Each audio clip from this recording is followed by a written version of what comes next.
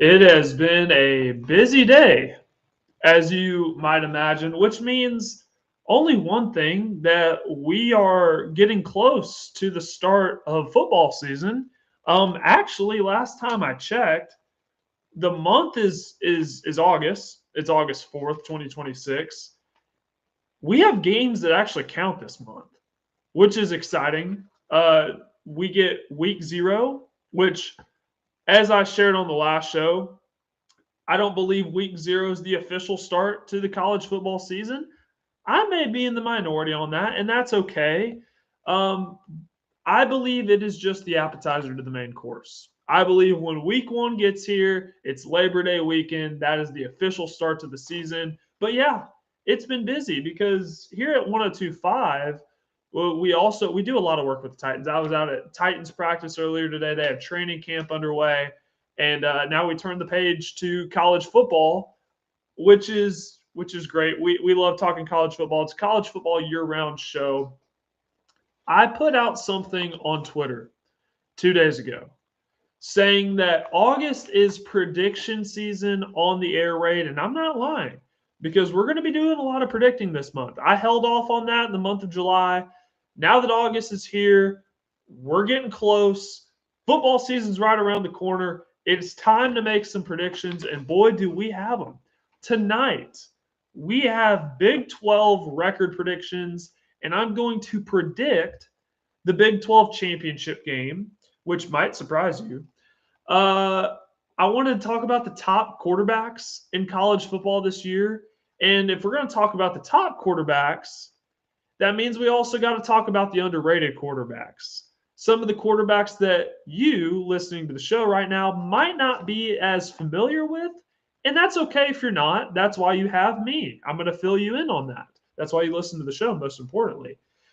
We have some news on the latest Protecting College Sports Act, aka the Senate bill. We do have some news on that. I talked about it on the last show. Kind of ended last week's show on a dire note. I don't want to end on a dire note tonight, if I'm just being honest. I'm going to end the show with two really important things. The first being, what are my personal favorite things about college football? I want to share those with you because I don't believe I've shared them with the audience yet. So shame on me, first of all. I'm going to do that tonight. And also, I saw Spider-Man Brand New Day over the weekend. And I have some thoughts. I have some thoughts on that, and I'm going to share that with you. Welcome in to the Air Raid. Please subscribe to the channel if you haven't already. You can search the Air Raid with Parker Kelley on YouTube. Hit that subscribe button. It doesn't sign you up for anything. You don't have to pay for anything. It's completely free. Really helps us out at the show. And if you think that you're subscribed, but not 100% sure, go ahead and double check. Go ahead and pull up YouTube right now. You can still have the stream pulled up, and just make sure that you're subscribed. That's all I ask. That is all I ask. We want to keep this thing as free as possible. We don't want to put it behind any type of paywall. So please make sure that you are subscribed to the channel. All right, let's get into some really important matters. Now, for those of you that don't know, the title of the show is The Air Raid, and some of you may be thinking to yourself, well, why is the name of the show The Air Raid with Parker Kelley? Well, there are a couple reasons. The great Mike Leach, the inventor of the Air Raid, or one of the inventors of the Air Raid, it is my favorite, one of my favorite offenses in college football. Probably my favorite offense to watch as a fan from an entertainment perspective. That is why the title is the Air Raid. And also, for those of you that are new to the show, I played quarterback in college. I played at a school up in Chicago, and we ran the Air Raid. It's awesome. I love it. And when I was thinking of a name for the show, that's one of the first things that came to mind. So we went with it, we rolled with it, and that's what we have. And because I'm a former quarterback, you know I love to talk about quarterbacks. So the top quarterbacks in college football for 2026, this may be the deepest class of quarterbacks in college football that I've seen in quite some time. And I'm just going to really, all we're going to do you ever just sit with your friends and you sit back and you just start rattling off names of football players and you just have a great time doing it, that's exactly what this show is going to be like tonight. Because I'm just going to go through and I'm just going to name some of the top quarterbacks in college football. Trinidad Chambliss, obviously at Ole Miss, really came on the scene last year, is going to be in the Heisman Trophy conversation. I expect him to be a finalist when that time comes around in December. John Mateer at Oklahoma, Darian Mensah at Miami, Gunnar Stockton at Georgia, Sam Levitt at LSU, Arch Manning at Texas, CJ Carr, Notre Dame, Dante Moore, Oregon, Julian Sayin, Ohio State. I just rattled off about 9 to 10 names. And think about the guys that I didn't mention. I could have mentioned Lenora Sellers at South Carolina, uh, Devin Dampier at Utah, Noah Fafita, Arizona, Kevin Jennings at SMU. I mean, we could go Rocco Becht, Penn State, Jaden Maava, USC, Damon Williams, Washington. There are plenty of guys, and I haven't even named them all. So this is a really, really deep class of quarterbacks in college football in 2026. So we're just going to go through and talk about some of the top ones, and then I'm going to share my underrated quarterbacks because I also have 10 underrated quarterbacks that I want to share. So I mentioned Jaron Kialwe Sagapogotele, also known as JKS. That's what we refer to him as on this show. Plays at Cal. I mentioned him when we were doing our ACC preview show. This would have been maybe 3 weeks ago. If you missed it, you can always go and check it out later after this show. JKS at Cal is going to be a name that you're going to want to know this year. Trust me when I say that. 5-star coming out of high school from Hawaii, originally committed to Oregon, went to campus, made it to Eugene.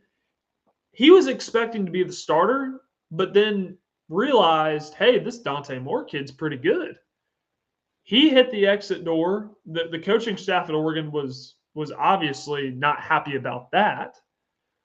But now he's at Cal, and I watched him as a true freshman last year.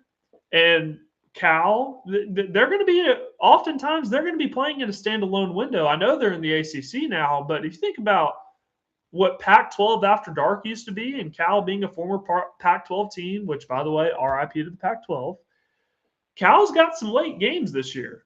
So after the games of the day have already gone by, right? Your primetime game at 6:30. After that's ended, hey man, settle in, watch some Cal football. JKS is going to be a quarterback that you're going to want to watch. Darian Mensah at Miami, obviously, right? He played his college ball at Duke last year, was at Tulane with John Sumrall the year before that. Really big-time name. The report is that he's getting paid $6.5 million to play for Miami this year. I just think that he offers more of a big play ability than Carson Beck did last year. And that's no slight to Carson Beck. Carson Beck did exactly what was asked of him in that offense. But Darian Mensah brings a little bit more to the table. He's more talented. I could see him being a first-round pick when the NFL draft rolls around in 2027. Darian Mensah at Miami. Just sticking within the ACC. I mean, Kevin Jennings at SMU. I don't really know how many people talk about Kevin Jennings. But if you go and you study this guy, you watch him closely, you watch him intently, the arm talent on the guy is just ridiculous. And then you go to the Big 12 and you see that, the Big 12's known for having really good offenses. That's something that they've really always been known for. But you go to the Big 12 and you think about the quarterbacks that are in the Big 12. Noah Fafita, a 4-year starter at Arizona. And I tell you what, I remember watching Noah Fafita as a freshman, and he's really just he's been good. He's just been really good for Arizona. Kind of reminds me a little bit the way Kyler Murray plays. Noah Fafita is a really small quarterback, so the comparisons to Kyler Murray are clearly there, but he's just a really fun quarterback to watch. Bear Bachmeier at BYU, he's a guy that when Jake Retzloff, if you remember that name, was at BYU 2 years ago, had an honor code violation at BYU.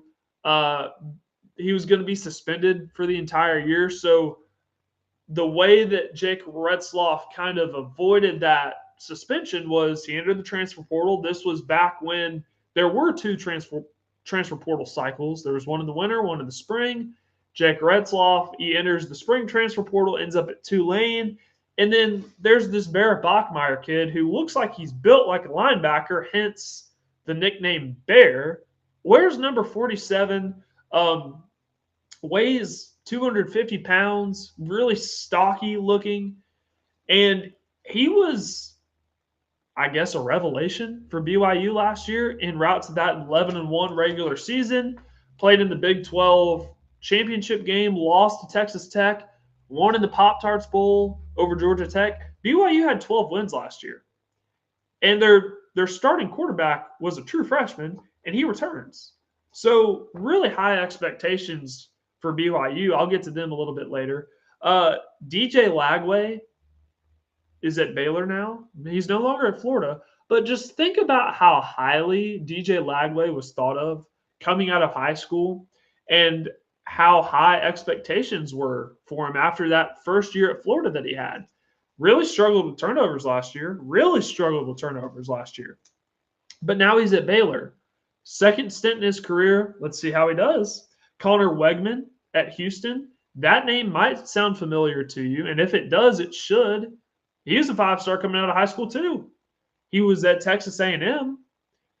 Started as a true freshman, transferred to Houston. He returns for his final year of college, and Houston is a team I have high expectations for. Again, I'll get to them later too. Avery Johnson is at Kansas State. He's another one of those, I believe this is his third year as a starter, dual threat guy, probably the fastest guy on Kansas State's team, needs to develop more as a passer. Colin Klein comes in. He returns to Manhattan, Kansas to be their head coach. Was the OC at Texas A&M the last 2 years. Was the OC at Kansas State before that. He played at Kansas State, was a Heisman finalist during his senior year. So he returns to Kansas State. Let's see what he can get out of Avery Johnson. Drew Mestemaker at Oklahoma State, anybody? Drew Mestemaker is one of the best stories in college football. Didn't start a game in high school. I believe it was he walked on to North Texas, or he got an offer at a camp despite not having started a game in high school. And he was top 5 in the country in passing yards last year. He follows his coach, Eric Morris, who, by the way, Eric Morris has worked with guys like Cam Ward. So the type of offense that he runs, which, by the way, is the air raid, is going to be great for a guy like Drew Mestemaker because he doesn't have to learn a new system despite going to a new school. He's just moving up. He's now in the Power 4 playing at Oklahoma State. Devin Dampier at Utah, a dual threat guy. He no longer has his OC from last year, which is going to be rough, but one of the more underrated dual threat quarterbacks in the country. Moving to the SEC, a lot of good quarterbacks in the SEC. Trinidad Chambliss, obviously. John Mateer at Oklahoma. He supposedly is going to be fully healthy this year, right? He had the thumb injury last year, which before the thumb injury, John Mateer was the favorite to win the Heisman Trophy. And then obviously when you hurt the thumb on your throwing hand, that can cause a lot of problems. So John Mateer's healthy this year. It's year 2 as the starter at Oklahoma. And he's a guy to watch. Sam Leavitt at LSU. Lane Kiffin handpicked him 2 years ago. This guy led Arizona State to the college football playoff. Won the Big 12 that year. Was a 4th down away from advancing to the semifinals where they would have played Ohio State for a chance to go to the national championship game. So he's at LSU. Gunnar Stockton at Georgia had a good year. There are a lot of mixed opinions on Gunnar Stockton. Some don't view him as in the elite of the elite in college football, and Maybe he's not, but he's still a really dang good quarterback. And he finished in the top 10 of the Heisman voting last year. And the truth is, Gunnar Stockton may not need to be an elite quarterback for Georgia to be an elite team in college football. That's just the truth. And I don't think there's a whole lot of arguing with that. Arch Manning at Texas, there's a lot of hype around him. Lenore Sellers at South Carolina, the physical raw ability that Lenore Sellers brings to the table is the reason that he's getting talked about as potentially being a first-round quarterback in 2027. 2 years ago, after South Carolina had that 9-3 regular season, just missed the college football playoff, that was the talk around Lenore Sellers. He returns for his last year, his final year of college football. Byron Brown at Auburn follows Alex Golish to the Plains from South Florida. This guy he was responsible for having the most, he had the most single season yards of any quarterback last year. Also is one of the best dual threat guys in the country. So he follows his coach, doesn't have to learn a new offense, which I do not think should be discounted. When you have a quarterback transferring to another school, but he's following a coach, he's following a system, having to not learn a new system, that really helps. That really helps. So he's at Auburn. I just put Alabama starter on my notes because we don't know if it's going to be Keelan Russell. We don't know if it's going to be Austin Mack. Kalen Bohr hasn't named a starting quarterback yet. I am inclined to believe that Keelan Russell is going to win this job, but I also believe that regardless of who starts at quarterback, they both have the potential to be really good quarterbacks in college football. So I just put Alabama starter on here. Marcel Reed at Texas A&M gets a lot of comparisons to Lamar Jackson. Very slender build, just like Lamar was. Very slender at Louisville. Very, very gifted runner. Needs to also develop as a passer. So that's something that a lot of people are going to expect Marcel Reed to make a jump in, make a leap in this next season. Moving to the Big Ten. There's some good quarterbacks in the Big Ten. Josh Hoover at Indiana. On the last show, very Big Ten heavy show, I went in depth on this. Kurt Cignetti has confidence that they have all they need at quarterback in Josh Hoover. If Kurt Cignetti has confidence in that, you and I should have confidence too. Because Kurt Cignetti has proved basically the entire country wrong. Because all of us at some point have doubted Indiana, and Kurt Cignetti just took a blowtorch to our opinions. En route to winning a national championship at 16-0. If he has confidence in Josh Hoover, I think we should have confidence in Josh Hoover too. Bryce Underwood at Michigan. The most talented recruit, or at least viewed as one of the most talented recruits in the 2025 cycle, started as a true freshman last year. It was what it was. But now you get Kyle Whittingham brought into the equation. You get Jason Beck brought into the equation at offensive coordinator. And I went through what Jason Beck has done at his previous stops at New Mexico. Took that offense from 44th to 4th in the span of 1 year. At Utah, the offense was in the 110, 111, 12, 13, 14, somewhere along those lines. And he took them to 4th in 1 year at Utah. What does that look like at Michigan when the resources are more plentiful, when you have more when you have more 5 and 4 stars to work with?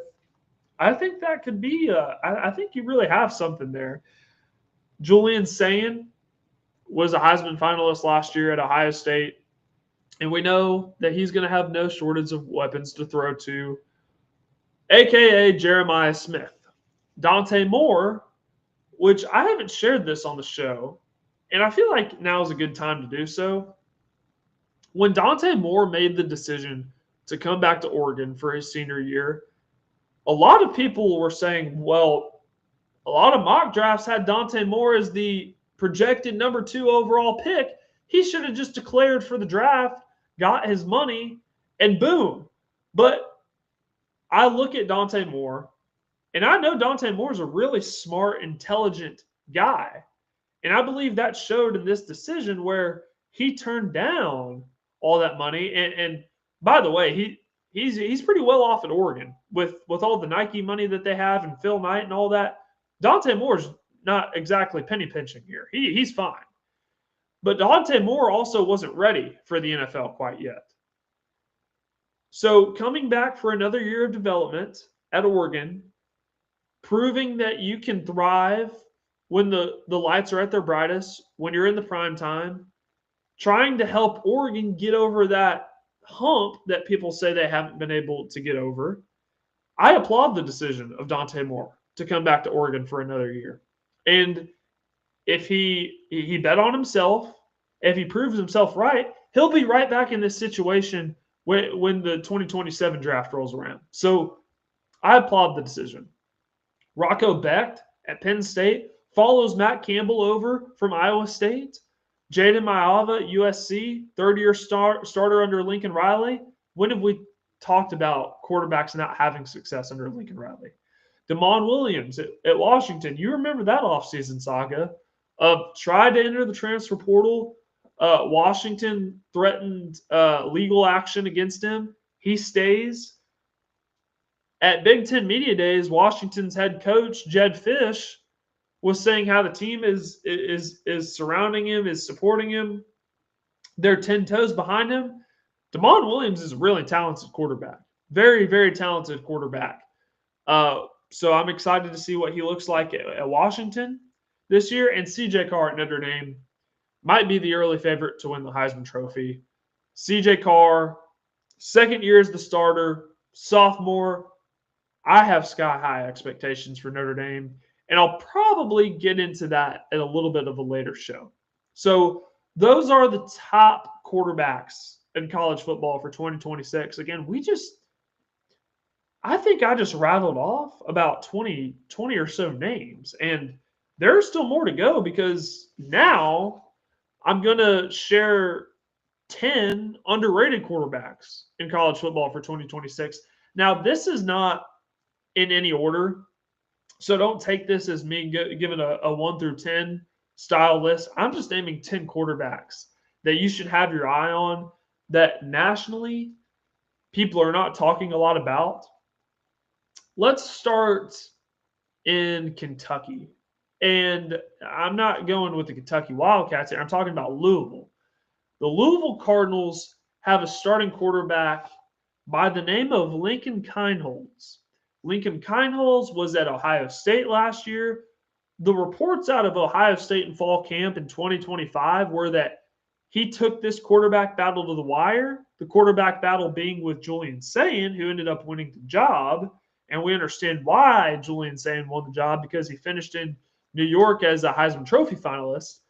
But if the guy that took that guy to the wire in a quarterback battle has since transferred to Louisville and is now getting to work with Jeff Brom, who I believe to be one of the most underrated quarterback developers, one of the more underrated head coaches in the entire country.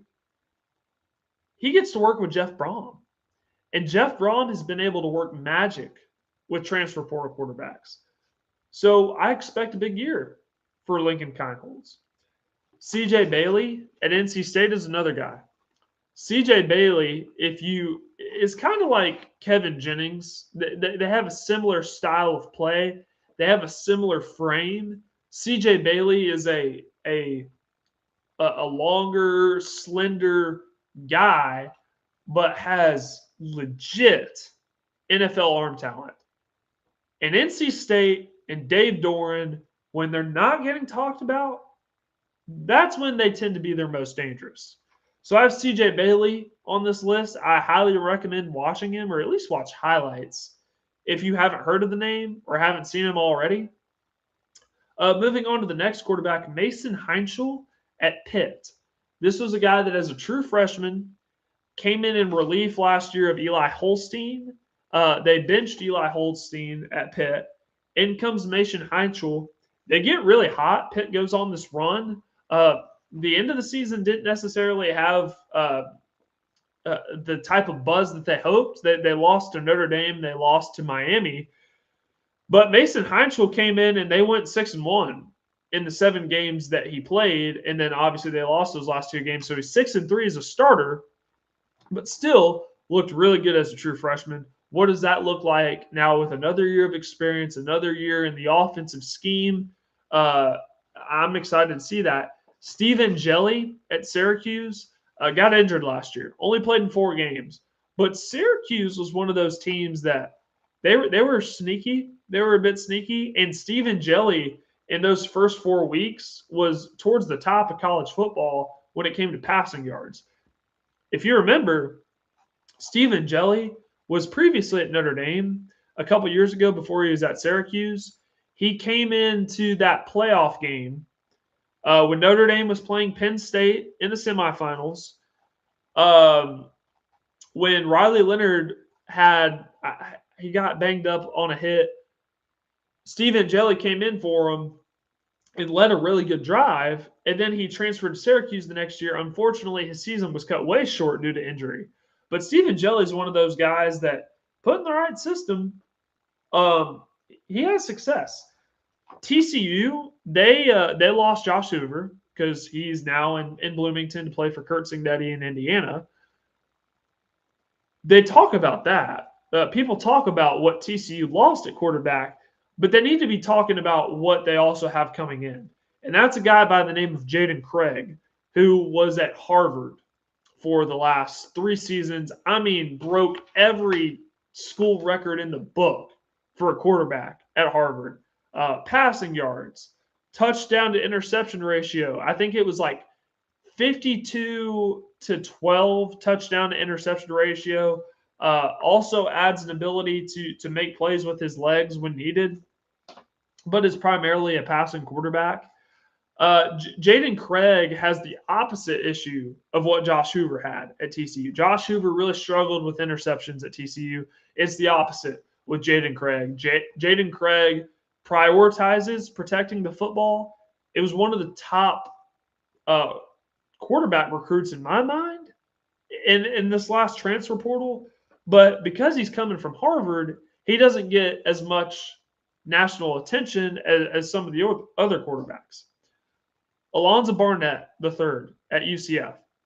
I don't have super high hopes for UCF and Scott Frost this year, but Alonzo Barnett came over from James Madison, who just made it to the college football playoff. He was one of the best dual threat quarterbacks in the Sun Belt last year. Can that translate to the Big 12? Caton Hauser at Illinois is another name that comes to mind. He originally started at Michigan State in the Big 12, in the Big 10. He transferred to East Carolina, was one of the better dual threat quarterbacks at the group of 6 level. He's now jumping back up to the Big 10, playing at Illinois. Last 3 years, Illinois has had stability at the quarterback position with Luke Altmaier. And now they get Caton Hauser, and to be honest, Caton Hauser fits that offense really well. So I imagine Caton Hauser and Illinois are going to have some sort of level of success, given how the last 2 years have gone. This season in 2026, Colton Joseph at Wisconsin. Colton Joseph transfers over from Old Dominion. The thing that has plagued Wisconsin and Luke Fickell the most over the last few years is they've been absolutely snake bitten at the quarterback position. It's been terrible. They've had terrible luck when it comes to the quarterback position over the last few years. Colton Joseph comes over from Old Dominion. A lot of schools went after this guy. Set multiple school records at Old Dominion. Also, one of the best dual threat quarterbacks at the group of 6 level last year. He now gets to work with Luke Fickell. He gets to work with Wisconsin. If Wisconsin can get good quarterback play, they're a dark horse in the Big Ten. Malik Washington at Maryland, he was one of the better true freshman quarterbacks last year. The problem is they don't have a ton around him, and their head coach Mike Locksley is probably he is on the hot seat. This might be his last year. And the last quarterback that I have on this list is Kamario Taylor at Mississippi State. When it comes to running, there's no questioning what this guy can do. Over 130 rush yards in the Egg Bowl versus Ole Miss last year. Completed about 55% of his passes, so that number has to take a jump. He has to take a big jump as a passer if Mississippi State and Jeff Lebby want to get back to a bowl game this year. So I have Kamario Taylor from Mississippi State. Very electric player in the open field, but if he develops as a passer and puts it all together, watch out. The SEC is already extremely loaded at quarterback. But if you get good play from Kamario Taylor at Mississippi State, that just amplifies the talk that we're having surrounding the quarterback position. So in case you missed that list, I just picked 10 underrated quarterbacks in college football for 2026, and I just went through them. If you missed it, you can rewind and listen to it, or listen to it at a later date. But I'm also going to put it out on the socials at some point. So I highly recommend that you check that out. Let's get into some Big 12 record predictions. This is going to be a fun segment. This is how we're kicking off prediction season on the show, starting with the Big 12, and we'll do the ACC probably on Thursday. We'll do the Big 10 and the SEC next week. Also going to make some college football playoff predictions, Heisman predictions. All of that is coming up on the show. So make sure that you're subscribed, first of all, and make sure that you're checking out the shows so that you can hear those predictions, because football season is right around the corner. So let's start with let's actually go in order here. Let's go Texas Tech first. So Texas Tech has one of the more manageable schedules really in the country. So they have Abilene Christian and Oregon State those first 2 weeks before they get into conference play. They have Houston in there, which is going to be a challenging game, probably their toughest game of the season. They have Arizona State in there, but both of those games are at home. They have Arizona. That game is also at home. They're on the road in Stillwater for Oklahoma State, November 14th. They're at Baylor the next week, which Baylor is one of those teams. I don't think they're going to be great, but they may also not be bad either. They might be one of those middle of the pack teams. And then they end the year at TCU, with TCU. That game is at Texas Tech. So extremely manageable schedule. The non-conference, you have Abilene Christian, an FCS team. You have Oregon State. RIP Oregon State. And they have Sam Houston. That's their non-conference. So here's where I have Texas Tech for 2026. I have them going 11-1. They went 11-1 in the regular season last year, but honestly, I made room just in case they had a slip-up week, and that's why I have them 11-1. But if you're just going through the schedule, I can totally see a world in which Texas Tech is 12-0, and they have a first-round bye in the college football playoff. I know the whole Brendan Sorsby saga, but Will Hammond came in relief last year and won some games for him. So he's going to be their starting quarterback this year. Outside of the quarterback position, I really feel like this Texas Tech roster upgraded at all the spots that they needed to. I feel like this roster is better than last year's roster. They may have just not upgraded a quarterback, and I mean, honestly, that was just kind of a bizarre situation with Brendan Sorsby, but they may have the same quarterback play or the same level of quarterback play that they had last year. And look at what Texas Tech was able to do. They won the Big 12. They made it to the college football playoff. If they are able to replicate what they did last year, again this year, that would not surprise me. Moving on to BYU. BYU is another one of those teams have the most returning production in the Big 12 out of any team. I already talked about how they returned Bear Bachmeier. They returned their leading rusher, L.J. Martin. Defense is going to be really good like it was last year. BYU, there aren't going to be a lot of tough schedules in the Big 12. And BYU has a manageable schedule. They do have that game against Notre Dame, October 17th, which, by the way, is going to be a fantastic day of college football. I do believe they're going to lose that game. I believe Notre Dame is going to be one of the best teams in the country. But I see BYU, much like Texas Tech. They're in Tier 1. They're in Tier 1, man, of the Big 12. It's Tech, it's BYU. That's it. And then the rest is kind of a jumbled mess. BYU is going to go 11-1 this year. And that might give away my prediction of who I think is going to be playing in the Big 12 championship game. Let's move on to Houston. I talked about Houston. I think I talked about Houston on the very first show that we ever did. Houston is my dark horse in the Big 12 this year. You just see them do this with Willie Fritz.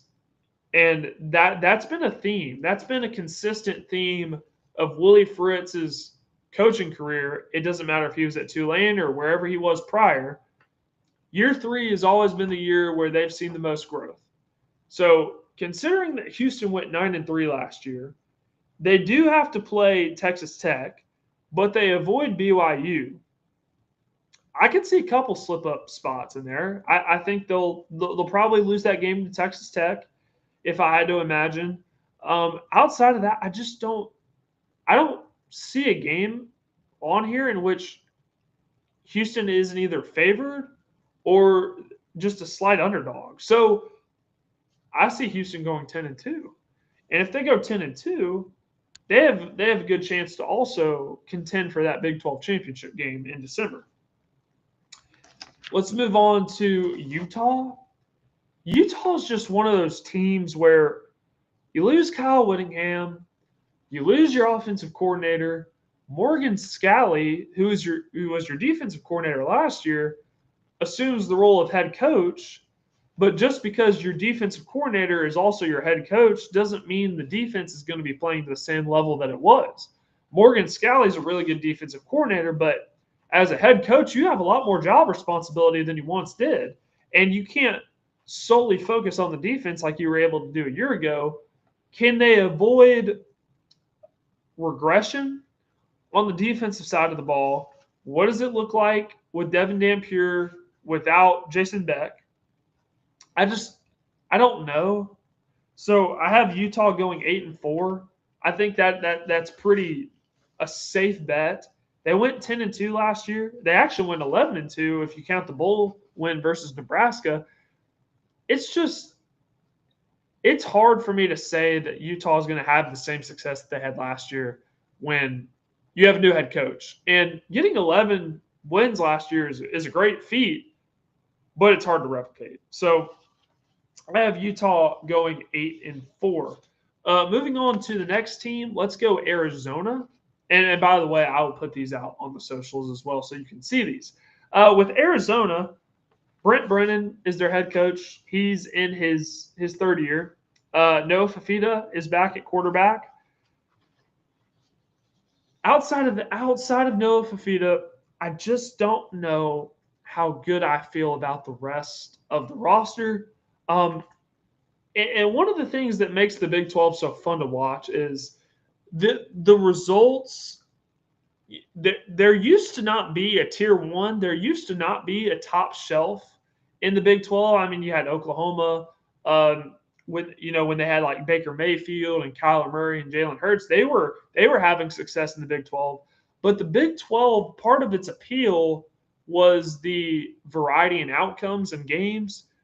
It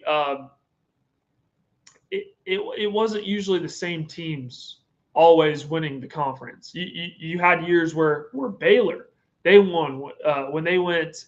I believe it was either 11-1 or 10-2 with Dave Aranda. They won the Big 12 last year. Texas Tech winning. Texas Tech may very well win it again, but there are a lot of variety in outcomes when it comes to the Big 12. With Arizona, I think 7-5. 7-5. I do trust Noah Favita at quarterback. I just don't know how much I trust the rest of the roster. Let's go to Oklahoma State. Oklahoma State, it has been rough. I mean, it's been really rough the last 2 years with Mike Gundy. I'm I'm optimistic about Oklahoma State. Am I the only one that is somewhat optimistic about Oklahoma State this year? Eric Morris comes in as their head coach, which was one of the hottest names in the coaching board, coming up from the group of six, coming up from North Texas to assume the role of head coach in Stillwater. He basically imports all of North Texas's team from last year into Oklahoma State, and they have some great players. This is a team that was this close to making the college football playoff a year ago. Drew Mestemaker, already talked about him. Caleb Hawkins at running back ran for over 1,400 yards last year. Some of the top receivers from North Texas come over. They relied heavily on the transfer portal, but that's kind of what you have to do when you have a new head coach and there's a lot of roster churn and things like that. But I believe that the floor of this team has been elevated. So with Oklahoma State, how about 7-5 and getting to a bowl game in year one under Eric Morris? That is a major improvement. 7 wins eclipses your win total from the last 2 years combined. So that would be a very successful year for Oklahoma State. Moving on to Arizona State, we got to move quickly because we still have a lot to show to get to. With Arizona State, their starting quarterback has not been named yet. I have a gut feel on who it might be. Kenny Dillingham, I think, is a really great head coach. There was a reason that he was mentioned for when the Michigan job came open. They did lose some in the transfer portal. They did. And they had some injuries last year that kind of derailed their progress from when they made the college football playoff 2 years ago. I have Arizona State going 9-3 this year. I see Arizona State being firmly in that second tier of the Big 12 this year, right with Houston. Let's go to Kansas State. They have a new head coach as well, and Colin Klein, who I really like. I'm a big fan of Colin Klein. Avery Johnson returns for another year as the starting quarterback. Already talked about Avery. Very, very electric runner. Needs to improve as a passer. Kansas State, I feel like is one of those programs that models consistency. So they went 8-4 last year. I have Kansas State going 8-4 again this year. I think that's pretty fair to say. Now, here's where we start to get to. I want to mention this team real quick before I get to the rest of the Big 12. TCU. I just talked about Jaden Craig. Love Sonny Dykes. I feel like they have some good pieces on that roster. You pair that with a pretty manageable schedule. Honestly, I could see TCU being in that second tier of the Big 12 as well. I believe they went 8-4 last year, won in the Alamo Bowl versus USC, which got them to 9-4. I see them being slightly better this year. So I'm going a 9-3 season for TCU, which I think would be a great year for them. Great year for Jaden Craig. Let's go Cincinnati. Now, this is the point of the Big 12 where we start to get to the lower half, the teams that I don't have high expectations for.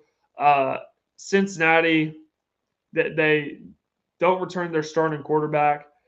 They have really good pieces on this team. Like, I can't pronounce the name. They have an offensive lineman who is an All-American. But outside of that, I'm just not overly confident. I have Cincinnati going 4-8 this year.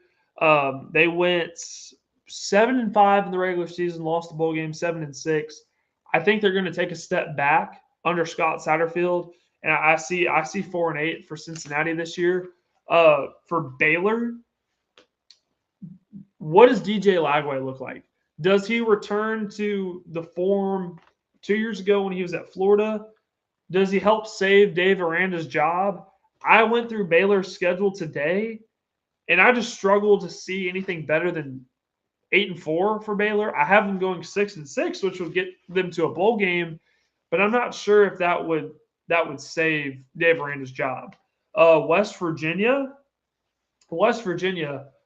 I love that Rich Rodriguez is back. They have a new starting quarterback, Michael Hawkins, who was at Oklahoma. If you remember, what was it, 2 years ago? He got some play time. Really good runner. Not a great passer of the football. West Virginia has had to rely a lot on the transfer portal. Went 4-8 last year. I could see them improving that win total by 1. But when you just have that much churn year in and year out, maybe they're on the right path under Rich Rodriguez. I'm certainly hoping for that to be the case for him because I love Rich Rodriguez and I think it's a great story that he's back at West Virginia.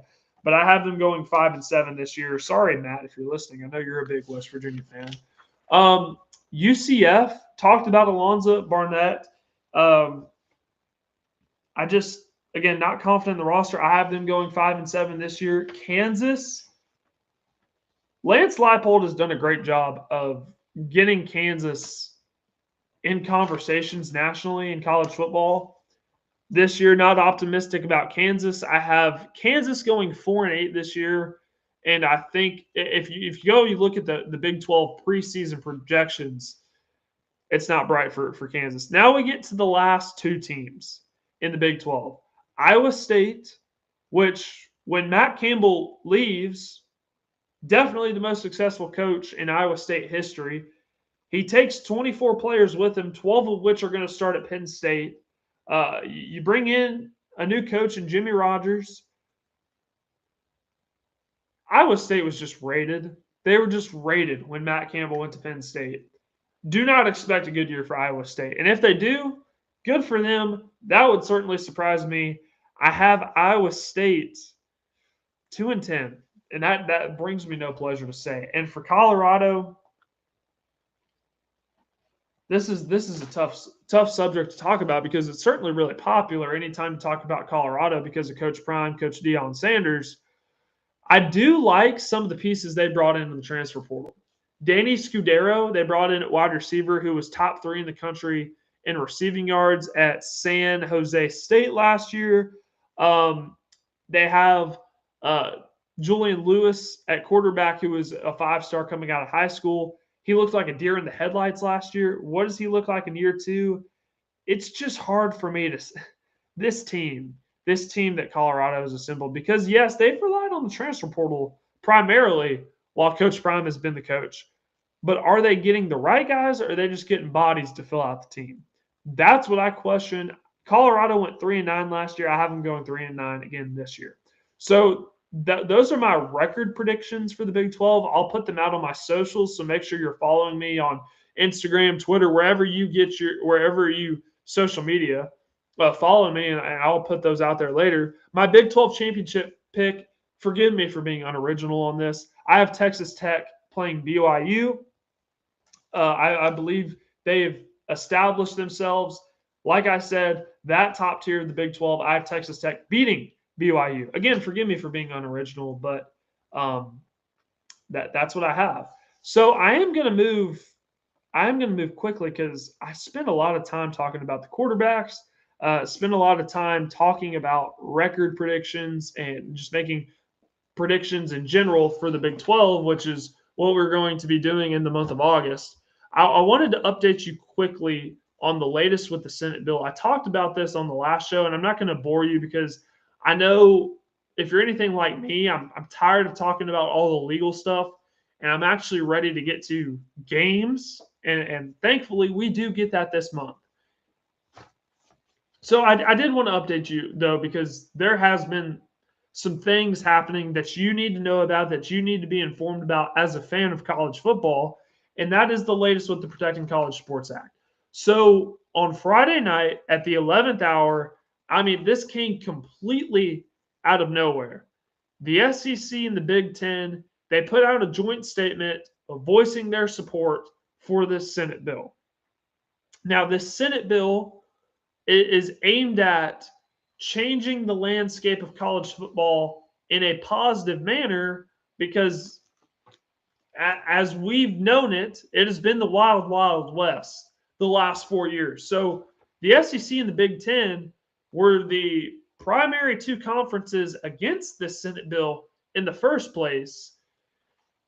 And obviously, with them being the two primary conferences in college football as it stands right now, if they're against it, that's a pretty big obstacle. So you need their support.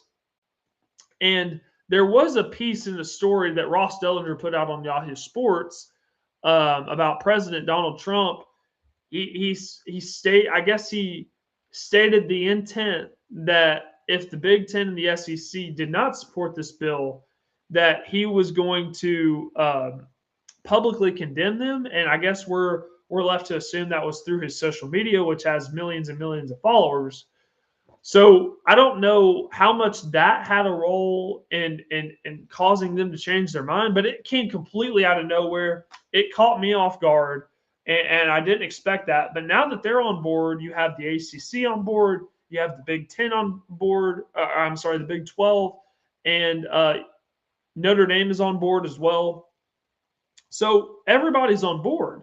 So what is this bill? What is it aimed at? What's primarily going to be accomplished? What is this bill going to accomplish? Well, simply put, you get a one-time transfer exemption, meaning that if you want to transfer to a school, okay, you can do so. You get one free transfer. But if you want to transfer after that, you have to sit out a year, which I think that would solve a lot of the issues in college football. It would standardize a 5-year eligibility policy. That's pretty much already come into effect. In fact, we saw something happen in the courts last week in which if you were in the class of 2022 as a high school athlete coming into college, you have also been granted a 5th year. So this 5-year eligibility policy means you get 5 years to play 5 years, simply put. It would ban professional athletes from returning to college. We saw that primarily in college basketball last year with Charles Bediako and other players. I know Baylor had a player that played professionally in the G League, came back. That's no longer going to be a thing. This bill would establish an agent registry because nowadays a lot of these kids have agents, and there are a lot of slimy agents. There are a lot of slimy agents that take way more of the players' money than they should. It would cap the agent at a max fee of 5%. There are stories out there, and I'm not aware of these specifics, but I have been told by people who work closely in the college football space that there are situations out there where agents have taken up to 25% of the college players' earnings, which is just sick, and that should never happen. So this bill would cap the agent at 5% max. There would be a more strict athlete revenue share cap. So right now, the revenue was at 20.5 last year, meaning that there was a cap that each university had in FBS major college football. 20.5, that cap was meant to be allocated along all their athletes. That's the amount, like the NFL has a salary cap. Each team has a certain amount of cap space that they can spend on that year's roster. That was the same in college football. It was 20.5. A lot of teams circumvented that cap through third-party NIL collectives, meaning that a brand or some sort of advertising company could come out of left field and could pay that athlete, but yet it wouldn't contribute towards the cap because it was third-party, and schools were using that to pay their players and pay for the roster, which is supposed to be illegal. That's known as pay for play, which shouldn't be a case. So this bill would crack down on that. It would cap conference membership at 19 schools max. The Big Ten, very misleading in the name. has 18 schools in it. So the Big Ten could add one more team if they wanted to. The SEC has 16. The ACC has 16 as well, or it's 17 for the ACC and 16 for the Big 12. So this is trying to prevent super conferences, and some of you may argue that we already have super conference. So the truth is, this bill, while it's a good thing that the SEC and the Big Ten came out in support, I've been very vocal that I think the bill is going to pass, and I'm going to keep that same stance until I'm proven wrong. There is a deadline for this thing to pass, and I believe it's next Saturday, because after next Saturday, which let me make sure I have my date correct on that. No, I'm sorry, it's this Saturday. So Saturday, August 8th, after that, the Senate is going to take a month-long recess, meaning that that's basically their vacation time. So if this bill were to not pass before that point, it probably would never happen. So if it's going to pass, it has to pass this weekend. So that's something that you all should be paying close attention to. I know I'll be paying close attention to. It still has long odds, according to reporters and writers. There's just a lot on the Senate's plate right now, as you might imagine, before they take their recess. Lots of things that they're trying to sort through, and college sports is not the highest on their priority list. So still long odds, but I'm confident that this bill is going to pass, and I like the bill. Most importantly, I may not agree with everything in it, and that's just the nature of bipartisan legislation. But at the same time, I think that this is what college sports needs. They need some sort of guardrails. So that is the latest with the Senate bill. And I'll try not to, I didn't want to bore anybody too much with the legalese. And I wanted to end the show on a good note. I actually have one more thing to get through after this. But last time I talked about the Senate bill, I ended the show on a very sour note, and I wanted to do the opposite this show. So what are my favorite things let me start that over. What are my favorite things about college football? I don't think I've ever shared that on the show before, and I'll try to keep this pretty brief because I know we're short on time and I got to eat dinner. I'm pretty hungry. It's been a long day. So my favorite things about college football. Let's start here. I'm very fortunate that I get to talk about sports for a living. I get to talk about college football for a living. I'm very blessed. I'm very grateful. When you get to do a job that you love and you get to do a job that you're passionate about, it doesn't feel like work. So doing shows like this, doing research leading up to the shows, watching games, watching film, reading articles, when preparing for these shows, I don't view that as work. I view that as fun. So preparing for these shows, and when we get to September, we're going to be doing reaction shows. We're going to be doing preview shows. I have fun with that stuff. I love it. Fridays leading up to the game, that is fantastic, because if you have to travel for a game, getting there early, getting to that campus early, the calm before the storm, for lack of a better word, because you know that in 24 hours, that campus is going to be hopping. It's going to be time for the game. People are getting there early. There are a line of cars on the interstate trying to get to that. I love the Friday leading up before the game. I love Labor Day weekend when we get a lot of big games spread out. You have games on Thursday, Friday, Saturday, have some games on Sunday, have a game on the Monday of that Labor Day weekend. Labor Day weekend has always been college football for me. Love Labor Day weekend. I don't think that we should take any Saturday that we get in the fall for granted. I've always been a regular season guy. The fact that we get a playoff, get to crown a national champion, that is the cherry on top for me. But each and every Saturday in the fall, when there are games of value, when there are no opt-outs, every team's full focus is on the team that they're playing, their opponent that week. Saturdays in the fall, there's nothing better. There's nothing better than Saturdays in the fall. I love the full stadiums. I love the chants, the tradition, the pageantry. the colors of the different teams, the smells when you're tailgating, right? When you're grilling. I love all of that. One of my favorite things about college football is how tribal it is. Meaning, if you're a fan of let's say the Georgia Bulldogs, right? You say I am a Bulldog, right? If you go to the NFL and let's say you're a fan of the Denver Broncos, you don't necessarily say I am a Bronco, right? You just say I'm a fan of the Denver Broncos. But with college football is very tribal. And I don't believe there are many sports, if any, like that. Uh, Now, I know the World Cup happened this year and it happened in the United States, so we got to get a view of those fan bases, European soccer teams and things like that. I think they have great fan bases, but for me, college football being the number one sport for me, it's tribal, and there's really not anything like it. I love it. That's why I oppose neutral site games. I talked about that on the last show.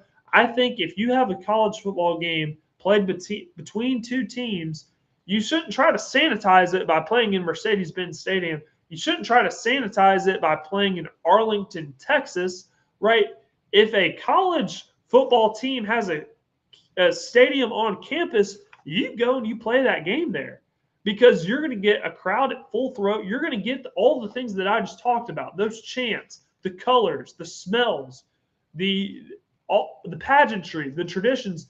They're all there, and you don't necessarily get it to that full effect. You may get it a little bit, but it's sanitized, it's boiled down, it's dumbed down. That's why I'm in favor of playing games on campus, not playing games on neutral sites. And when I get the NFL, they're playing more games overseas than they ever have, and for whatever reason, the people that are making these decisions in college football trying to play overseas, like, for example, TCU and North Carolina playing in Dublin, Ireland this year, I don't believe that's how you expand college football. I don't believe that's how you grow the game. How you grow the game is taking somebody from Scotland, bringing them to the United States, and walking them into a game at Auburn on a Saturday in the Iron Bowl or something like that. We did see a small example of that this summer. Do you remember Freddie, the guy that went viral on Twitter this year, came over from Germany for the World Cup, came to the United States for, I think it was the first time in his life, and he got to experience all the things that make America great. One of those things was he went to an exhibition at Auburn, and they did some of the chants. They had some of the traditions that they do in a football game at that soccer exhibition. Now, it wasn't a football game, but Freddie and others that were there for the first time got to kind of experience a little bit of that. And now they're talking about they want to come back over to experience college football firsthand. I believe that's how you grow the sport. I believe that's how you grow the game. Bring people from overseas and let them experience a fall Saturday in Neyland Stadium in Knoxville, Tennessee for themselves. Let them experience a game out in Eugene, Oregon, a game in Lane Stadium at Virginia Tech, Enter Sandman. Let them experience that for themselves. Don't go play in Brazil. Don't go play in Dublin, Ireland. Don't go play in Paris, France. Play the games on campus and let others experience it. That's how I believe that you grow the sport of college football. And those are some of the things that I love about college football. That's why we do this show year round, because I love it with every fiber of my being. And I hope you can tell that in my voice.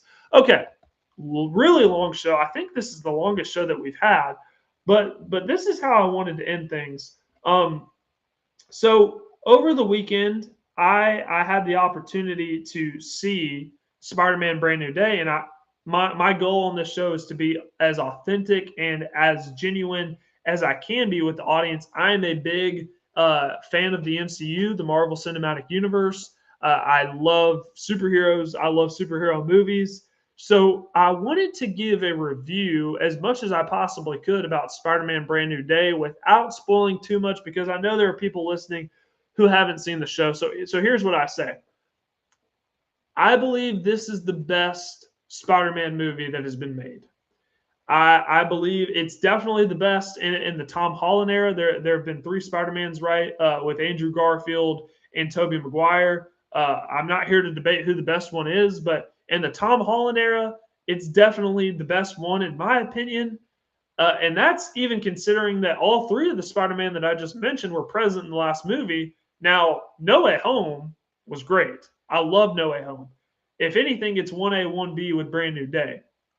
But with Brand New Day, it's setting up for the next saga that we're getting in the MCU. I think we can all agree that the Marvel movies after Avengers Endgame have been not the best. But a lot of people have sold their stock on Marvel. I haven't. I'm still I still believe that they're cooking up something with Doomsday, and I'm very excited about the direction of where it's going. Spider-Man: Brand New Day, you can tell you get a brief look at how they're setting up things for Doomsday. Again, it may be the greatest Spider-Man movie that I've seen personally. Definitely the best in the Tom Holland era, if not 1A, 1B with No Way Home. It has, when you're watching that, it has that old MCU feel that uh, that you just haven't gotten with some of the recent movies. So if you haven't seen it already, I highly recommend that you do so. Again, I gave it a I'm on Letterboxd, so I gave it a 5 out of 5 or a 4.5 out of 5. It's definitely the best one in my opinion. So that's how I wanted to end the show. Much lighter topic to end the show. Really appreciate everybody that's been watching live. Make sure that you're subscribed to the channel at Air Raid Parker Kelley. If you think you're subscribed but not sure, just go ahead and double check. Really appreciate you doing so.